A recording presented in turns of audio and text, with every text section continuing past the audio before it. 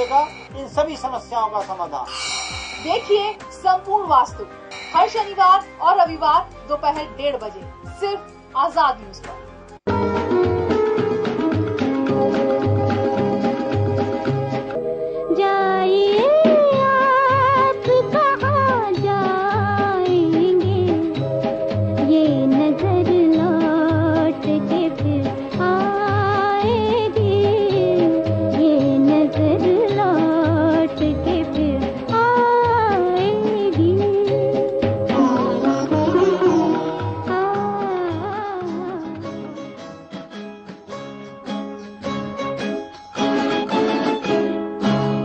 किसी की मुस्कुराहटों पे हो निशान, किसी का दर्द मिल सके तो ले उधार, किसी के वास्ते हो तेरे दिल में प्यार, जीना इसी का नाम है।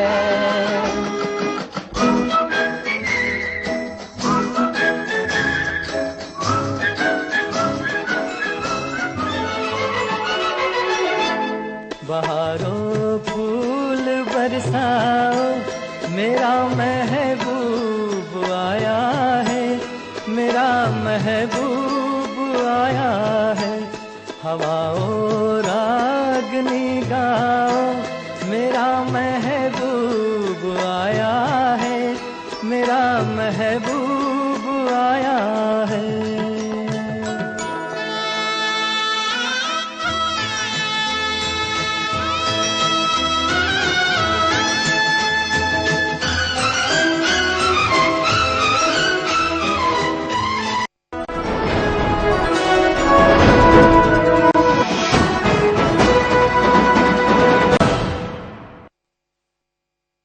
हेडलाइंस के प्रायोजक हैं पंजाब नेशनल बैंक।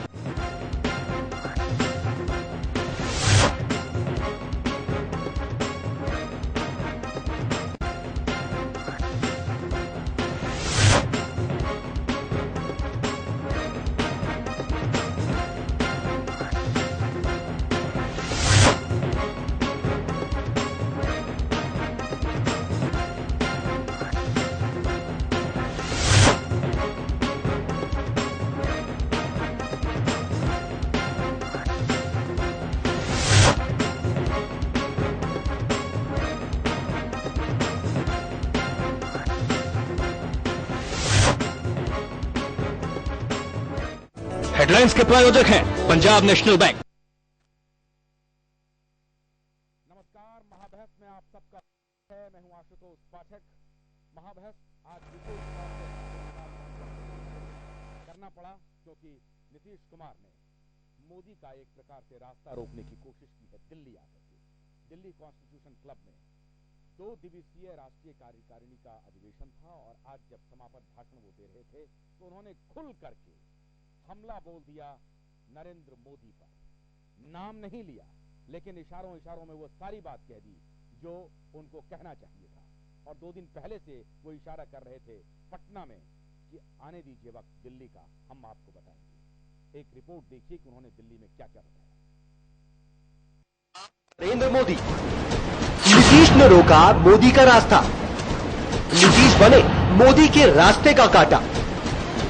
क्या अब मोदी नहीं होंगे उम्मीदवार? नीतीश और मोदी की पर्दे के पीछे की लड़ाई अब खुल करके सबके सामने आ गई है। वो नीतीश जो कभी नरेंद्र मोदी पर इशारों में हमला बोलते थे, वो आज उनकी खुलकर मुखालिफत करते हुए दिखाई दिए। नीतीश के इन तेवरों से साफ है कि वो पीएम उम्मीदवारी पर मोदी के नाम पर किसी भी सूरत पर तैयार होने वाले नहीं हैं। यही नहीं, नीतीश ने एक बार फिर अटल के राजधर्म के पाठ की याद दिलाकर मोदी के जख्मों पर नमक छिड़क दिया है। अगर आज हम फिर नाम दें तो अटल जी का सोच चाहिए।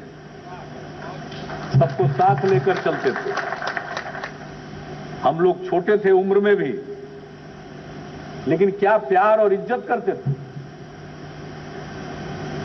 तो हम तो चाहेंगे कि जो अटल जी का रास्ता था, वो हमेशा कहते थे राजधर्म का पालन करो। वो जो राजधर्म का रास्ता था, हम लोग तो चाहेंगे कि भाई पूरी कोशिश करेंगे कि वही रास्ता चले। नीतीश ने मोदी के उन हवाओं के रुख को भी रोकने की कोशिश की जो पीएम उम्मीदवारी के लिए तूफान बनकर बीजेपी में उठ रहे हैं। देश प्रेम से चलेगा, मोहब्बत से चलेगा, भाईचारे से चलेगा, सद्भाव से चलेगा, गले मिलने से चलेगा, सबकी इज्जत करने से चलेगा। इसमें कभी टोपी भी पहननी पड़ेगी, कभी टीका भी लगाना पड़ेगा। वहीं गुजरात के मॉडल पर भी नीतीश ने मोदी की जमकर चुटकी ली। नीतीश ने अपने विरोधियों पर तो हमला बोला ही, साथ ही बिहार के विकास का पाठ पढ़ाना भी नहीं भूले। नीतीश ने कहा कि कुछ लोग सोच रहे हैं, लेकिन बिहार में 50% महिला आरक्षण को लागू हुए अरसा हो गया। जो महिलाएं हैं उनको ऊपर उठाने के लिए हम लोगों ने काम किया। बिहार पहला राज्य है जहां महिलाओं को पंचायती राज संस्थाओं में 50% आरक्षण मिला। कहीं तो लोग बात कर रहे होंगे, चर्चा कर रहे होंगे, बिहार में तो 2006 में महिलाओं को पंचायती राज संस्थाओं में 50% आरक्षण देकर चुनाव करा दिया गया और 2007 में नगर निकायों में महिलाओं को 50% आरक्षण देकर उसका भी चुनाव करा दिया गया और उसके 5 साल बाद पंचायती राज संस्थाओं का फिर से 2011 में चुनाव हो गया और नगर निकायों में 2012 में चुनाव हो गया। दो चुनाव महिलाओं को 50% आरक्षण देने के बाद बिहार में हो चुका है। ना बीजेपी का साथ छोड़ने को तैयार और न ही मोदी के नाम पर हाँ बांधने को ही राजी। जेडीयू की ये दोहरी राजनीति ना तो बीजेपी के गले उतर रही है और न ही विरोधियों के। ऐसे में सबसे बड़ा सवाल यह है कि क्या नीतीश कुमार नरेंद्र मोदी के रास्ते का सबसे बड़ा रोड़ा बन गए हैं। सवाल ये भी उठता है कि क्या नीतीश कुमार मोदी को पीएम बनने से रोक देंगे। ललित दुबे, आजाद न्यूज, दिल्ली। महाबहस में हमारे साथ अंबिकानंद सहाय, नवनीत कसाना, शक्ति शरण सिंह, नवीन सिन्हा और कमलकांत गौरी मौजूद हैं। अंबिका जी, किसको गले लगाना पड़ेगा, किसकी टोपी पहननी पड़ेगी, प्रेम से चलेगा, ये साफ साफ इशारा नरेंद्र मोदी की तरफ कर रहे थे। नरेंद्र मोदी किसको गले नहीं लगा रहे हैं? नरेंद्र मोदी का नाम एक बार भी नीतीश कुमार ने नहीं लिया, एक बार भी नहीं। लेकिन बात सुनिए, आप कहना क्या चाह रहे हैं? मैं कह रहा हूं नरेंद्र मोदी की तरफ नहीं था। मैं कह रहा हूं इस देश में आज हर कोई हर वक्त राजनीति कर रहा है। मोदी राजनीति करते हैं, नीतीश कुमार भी राजनीति करते हैं। अब देखना यह है कि कौन सफल होता है। जहां तक नीतीश कुमार की बात है, आज उन्होंने एक बात साबित किया कि वो भी बहुत अच्छे वक्ता है। अपनी बातों को स्पष्ट कर देते हैं, नाम ले या न ले, बातें सारी स्पष्ट हो गई। और एक बात स्पष्ट हो गई, उन्होंने कहा कि व्यक्ति की बात न करिए तो अच्छा है, मुद्दों की बात करिए, सिद्धांतों की बात करिए। अब नीतीश कुमार जी की जो भी सिद्धांत हो, लेकिन एक बात बहुत ही खूबी से उन्होंने भाजपा के पाले में फेंक दिया है कि अगर अटल बिहारी वाजपेयी की राजनीति को कोई नकारता है तो खड़ा हो। आज के पूरे उनके भाषण का एक ही निचोड़ था, समावेशी राजनीति और सबका विकास। उन्होंने कहा कि हमारी तुलना लंबे समुद्र तट वाले राज्यों से नहीं होनी चाहिए, क्योंकि हमारा लैंड लॉक्ड प्रदेश है और सिर्फ इंडस्ट्रियल ग्रोथ से काम नहीं चलेगा। हमारे सवाल का जवाब नहीं दे रहे हैं। दे रहा हूं, हमारे सवाल का नहीं जवाब दे रहे हैं। हम ये कह रहे हैं कि वो किनको गले लगाना चाहिए नरेंद्र मोदी जी को। आप नरेंद्र मोदी जी की बात क्यों कर रहे हैं? क्योंकि उन्होंने इशारों में कहा कि हमारी तुलना समुद्र तट के राज्यों से नहीं होनी चाहिए, जो आप कह रहे हैं। बहुत से राज्य समुद्र, केरला भी है, तमिलनाडु भी है, गुजरात भी है। न केरला में बीजेपी है, न तमिलनाडु में बीजेपी है। ठीक है, तो जो भी हो, आप भी चुप चुप के राजनीति नहीं, मैं राजनीति, आप भी नाम नहीं लेना चाहते। मैं राजनीति को अध्ययन करता हूं पत्रकार की हैसियत से, और तो बगैर नाम लिए आप जिनका नाम ले रहे हैं नरेंद्र मोदी जी का जी, उन्होंने नरेंद्र मोदी जी का नाम लिए बगैर, आप भी नहीं लेना चाहते? नहीं, मैं जिस दिन नरेंद्र मोदी पे बहस होगी, हाँ। उस दिन आज मैं नीतीश जी पे बहस कर रहा हूँ, हाँ। उनके भाषण पे बहस कर रहा हूँ, और उसमें 3 प्रमुख बिंदु क्या थी? आज भाषण में बहुत जोश नहीं था, लेकिन बात उनकी स्पष्ट थी। बात स्पष्ट थी, 3 बातें बिल्कुल स्पष्ट थी। शरद यादव जी हल्के बोले, नीतीश जी जमकर बोले कि सांप्रदायिकता के मुद्दे पे कोई कॉम्प्रोमाइज नहीं होगा। उन्होंने ये भी कहा कि अरे जब जीवन का कोई भरोसा नहीं है, हर जीवन मौत के हवाले होता है, तो कल क्या होगा कौन जानता है। एक कॉलर ले लीजिए फिर बताएं। जनाब बोलिए, कहां से बोल रहे हैं? मैं साहब पीर बिहार से बोल रहा हूँ। मेरा नाम चंद्र प्रकाश है। हाँ, मैं ये जितने आज जो नरेंद्र मोदी के विषय में नीतीश कुमार जी ने भाषण दिया है, हाँ, ये जितने समाजवादी नेता बने हैं जयप्रकाश नारायण के आंदोलन से, हाँ, ये सारे कहीं ना कहीं कांग्रेस की गोद में जाके बैठे हैं। और चाहे वो चौधरी चरण सिंह थे, चाहे वो लालू प्रसाद यादव हो, और ये ऐसा लग रहा है कि ये भी उसी राह पे जा रहे हैं।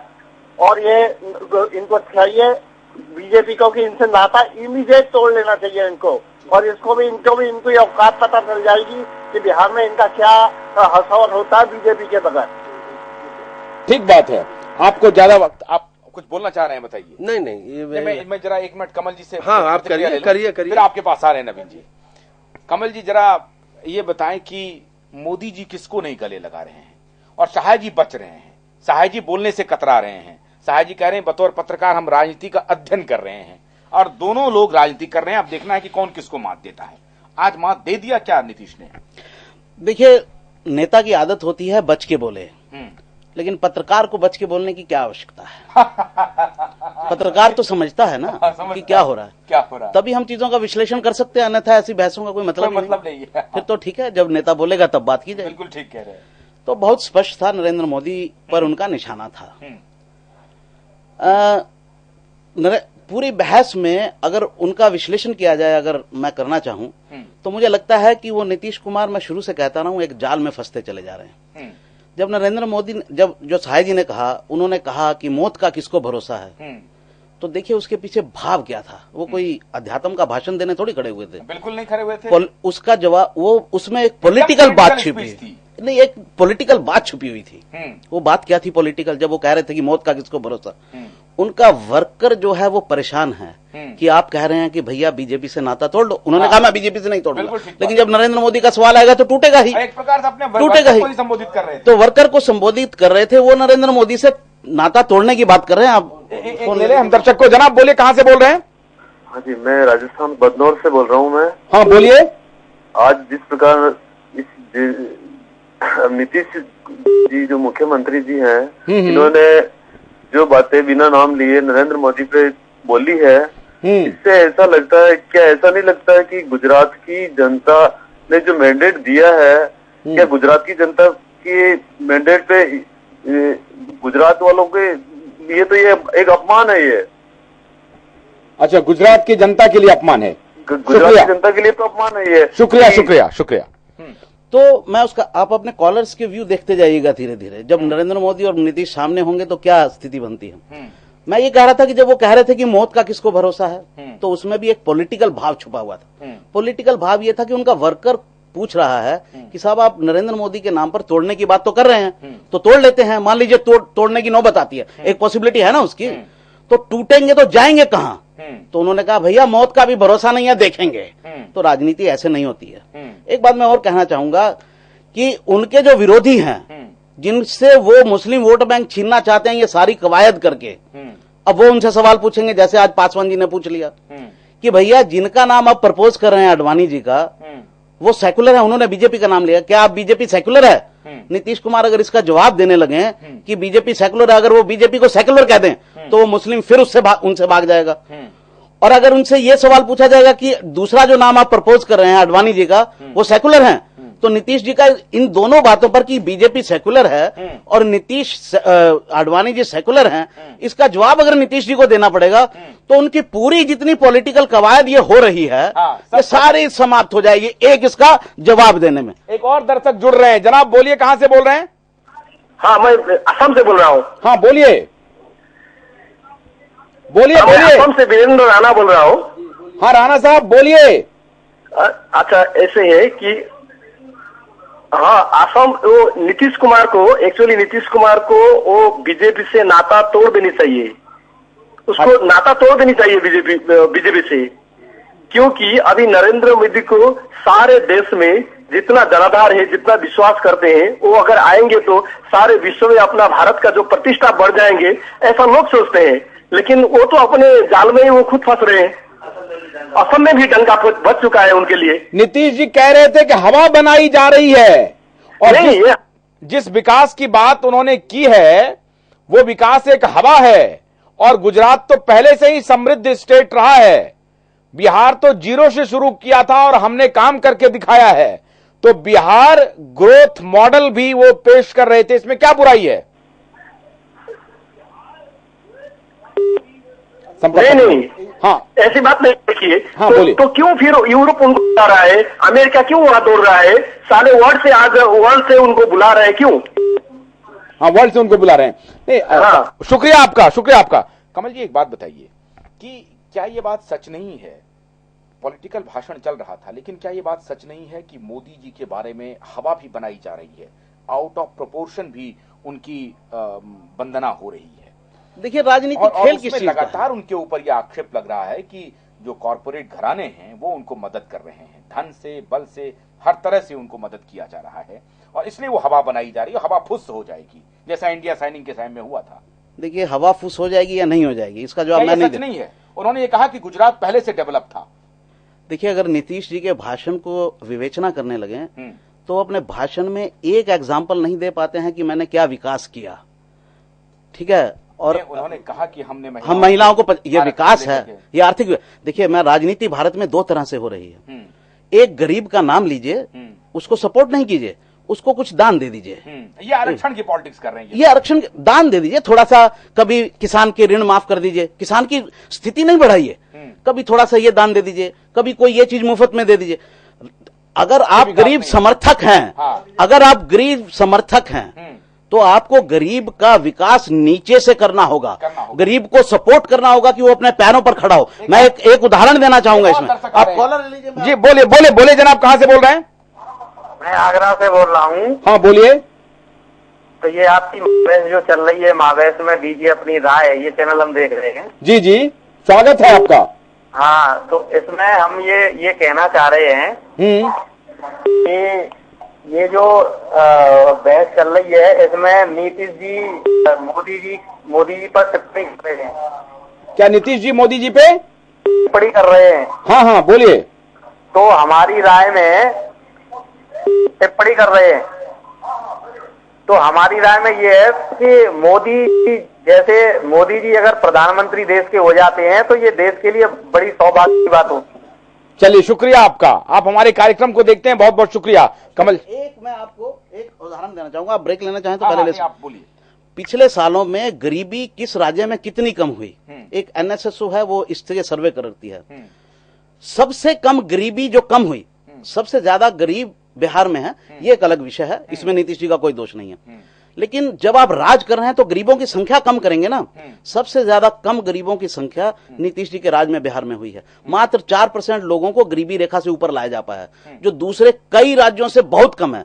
तो अगर आप ह्यूमन इंडेक्स की बात कर रहे हैं तो अपने ह्यूमन इंडेक्स इकोनॉमिक फ्रंट पे दिखाइए ना। अभी वो आरक्षण है, बात गरीबों की कीजिए, समावेश की कीजिए, और करना क्या है, कोई बात नहीं, करना कुछ नहीं। चलिए, एक छोटा सा ब्रेक ले रहे हैं, बहुत लंबी बहस होने वाली है, आप हमारे साथ बने रहिए। ब्रेक के बाद लौटेंगे तो बात करेंगे कि गरीब को उठाने की बात हो भी रही है या राजनीति आरक्षण के साथ साथ खेला जा रहा है। ब्रेक के बाद लौटेंगे। मोदी और नीतीश आमने सामने हो गए हैं।